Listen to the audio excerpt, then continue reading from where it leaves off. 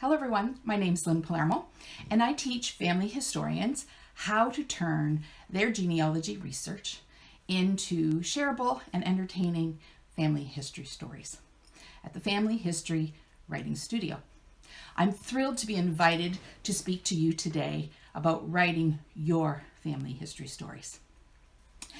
At some point, you may find yourself wondering, asking yourself the question, what do I do with all of this research?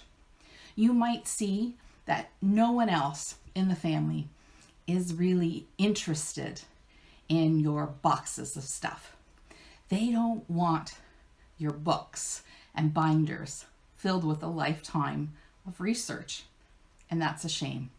As genealogists, this makes us just a little sad, but it doesn't have to be that way. The problem is not that they aren't interested. The problem is in how the information is being delivered to them, how it's being presented to them. We need to be realistic about our research. Your family doesn't want your research notes. They want stories.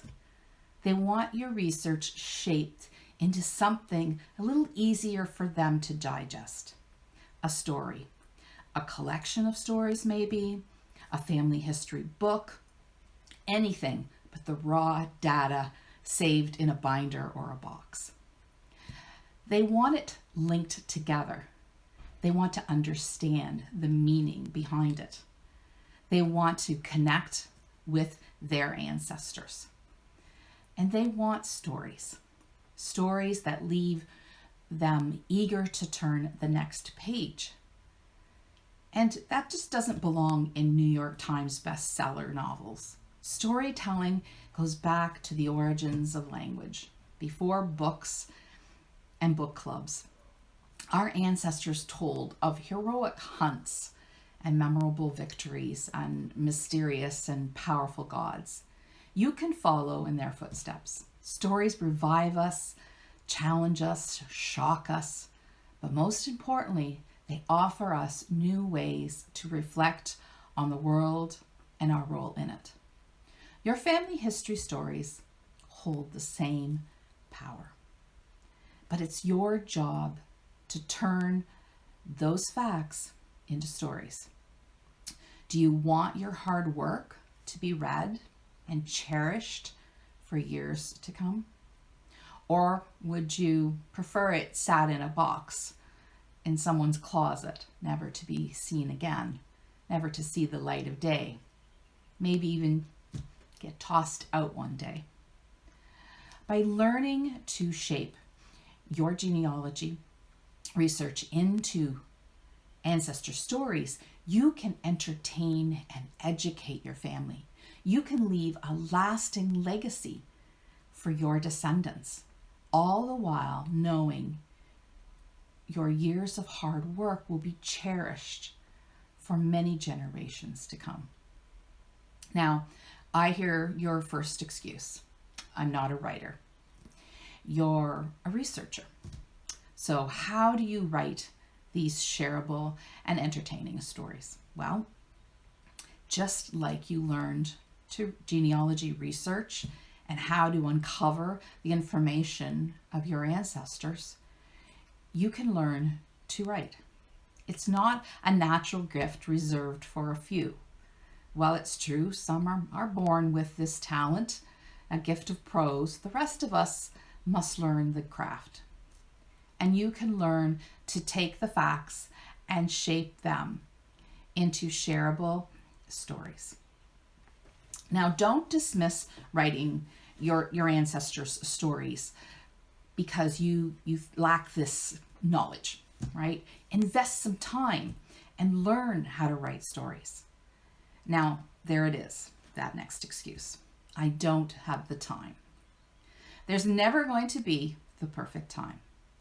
There will always be obstacles. Life will get in the way, and waiting for the perfect time, well, it just will never happen. You can't wait for that perfect time when there are no distractions. Let's be honest. That just will never happen. We have to find the time. We have to make the time. But by investing in as little as 15 minutes a day, or by setting a daily word count of, 500 words a day, you can meet your goals. And I'm sure you can find 15 minutes in your schedule. I'm certain you can. And when you begin to incorporate writing into your life on a regular basis, it will become a part of your routine, just like your research. It should be another tool in your genealogy toolbox. And that tool you'll begin to use consistently to transform your research into consumable stories. Now, the next excuse I hear way too much is I'm not finished researching. Well, let's be honest with ourselves. When will that be? That's not going to happen anytime soon. If you wait until you've finished 20 or 30 years of research before you begin writing, well, you're going to find yourself completely overwhelmed. Incorporate a regular writing practice from the beginning, and you won't find yourself overwhelmed with shaping a lifetime of research into stories. Often we are overwhelmed about where to start, or we think that writing our family history means we have to write all of it, every ancestor from the earliest we can place our ancestors to present. Nothing could be further from the truth. Our family history is a collection of lives that intersect and collide. But we don't have to have all of the research before we begin to write. We only need to start with one ancestor, one story. Don't overwhelm your readers or yourself.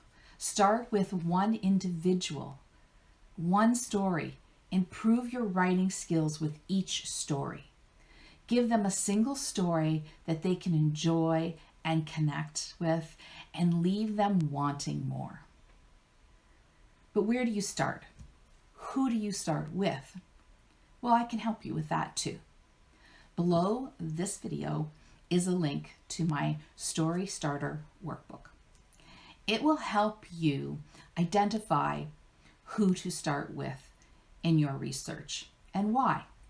Who amongst all your ancestors is worthy of that first story?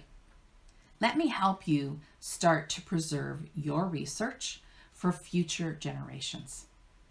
Let's start writing entertaining and shareable stories. And by doing so, we ensure our years of hard work will stand the test of time. And in doing so, we connect our family and our descendants to their ancestors. What greater legacy could you leave? Click the link below and grab your Story Starter Workbook today. Thank you for listening.